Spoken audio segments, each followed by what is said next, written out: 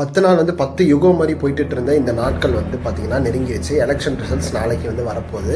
So ரொம்ப யூனிக்கான எலெக்ஷனே சொல்லலாம் இந்த வருஷத்தோட election, Tamil Nadu assembly elections. So DMK and ADMK, NDA கூட்டணி, ஸோ இதெல்லாம் இருந்தாலுமே ரொம்ப எமர்ஜிங் ஃபேக்டராக பார்த்தீங்கன்னா விஜய் அவர்கள் பார்த்தீங்கன்னா டிவிகே சார்பாக இருந்தாருன்னே சொல்லலாம். ஏன்னா ஒரு cult following all over family க்ரௌட்ஸாக இருக்கட்டும், அண்டு கிட்டத்தட்ட சின்ன பசங்கள்லேருந்து வற்புறுத்தி பார்த்தீங்கன்னா அவங்க தாத்தா பாட்டி ஓட்டு போட வைக்கிறதா இருக்கட்டும்.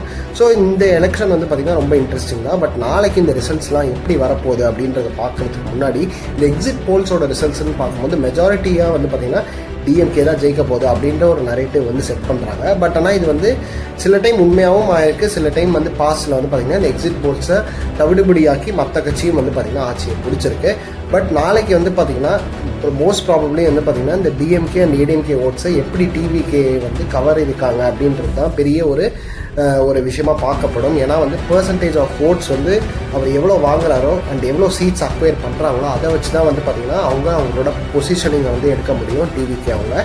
அண்ட் மோரோவர் பார்த்தீங்கன்னா இந்த என்டிஏ கூட்டணியும் பார்த்தீங்கன்னா ஆட்சி அமைக்கிறதுக்கு பார்த்தீங்கன்னா நிறைய சான்ஸ் பார்த்தீங்கன்னா இருக்குது அப்படின்னு சொல்லிட்டு அவங்க கட்சிக்காரங்க அவங்களும் நம்பிட்டு இருக்காங்க. பட் என்னை பொறுத்த வரைக்கும் பார்த்தீங்கன்னா இங்கே மெஜாரிட்டி கிடைக்காம ஒரு ஹங் அசம்பிளி வரத்துக்கான வாய்ப்புகள் நிறைய இருக்குமோ அப்படின்ற ஒரு சந்தேகம் பார்த்தீங்கன்னா எனக்கு இருக்குது. ஏன்னா டிவிகே வந்த உடனே அவங்க ஏடிஎம்கே ஓட்டை மட்டும் உடைச்சாங்களான்னு கேட்டிங்கன்னா அது தெரில.